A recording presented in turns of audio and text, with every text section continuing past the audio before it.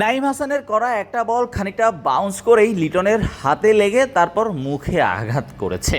প্রথমে মনে হয়েছিল ব্যথাটা খুব বেশি গুরুতর নয়, তবে লিটনের থেমে যাওয়া দেখে এবং হেলমেট খোলা দেখে মনে একটা সন্দেহ জাগলো, তবে কি বড় কিছুই হলো নাকি?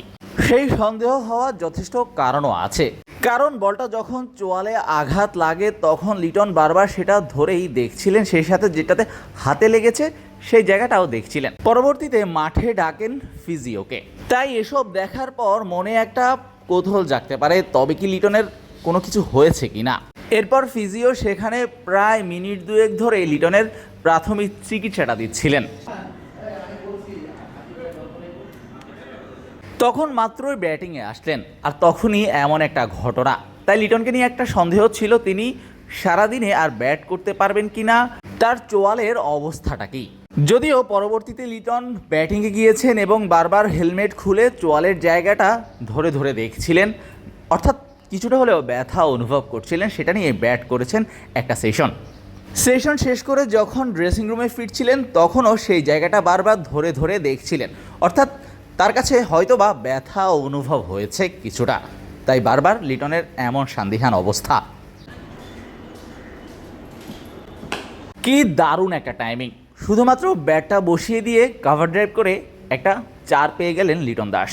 তার ব্যাটিংটাই যেন এমন, হাতে কিংবা চোয়ালে যেখানে আঘাত লাগুক না কেন, লিটন যে অবস্থাতেই ব্যাট করে না কেন সেটা যেন তাকিয়ে থাকার মতো। তার প্রমাণ খানিকটা পাঞ্চ করে ডিফেন্স করেও যে একটা রান বের করা যায় সেটা তার ব্যাটিং দেখলে বোঝা যায়। নাহিদ রানার ঘন্টায় 145-এর বেশি কিলোমিটারের গতির বলগুলো এভাবে সাবলীলভাবে বাউন্ডারি পার করছেন, কখনো 1 কিংবা 2-এর খেলা খেলছেন। কি দারুণ টাইমিং।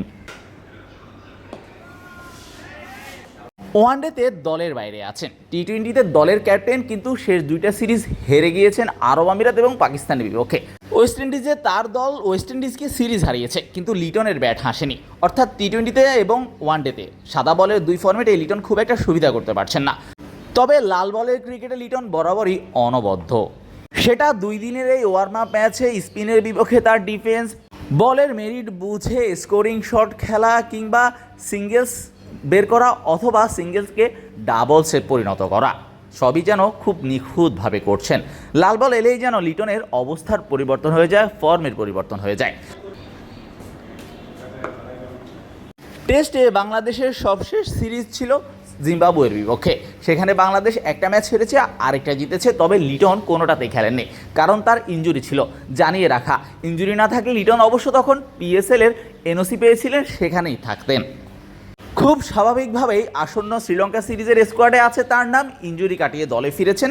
তাই লিটন ফেরায় লাল বলের ক্রিকেটে বাংলাদেশের ব্যাটিং অর্ডার আরও একটু শক্তিশালী হলো। অফর্মে থাকা বাংলাদেশের জন্য যেটা অনেক বড় স্বস্তির একটা বিষয়। শাহরিয়ার শাওন, মিডফিল্ড।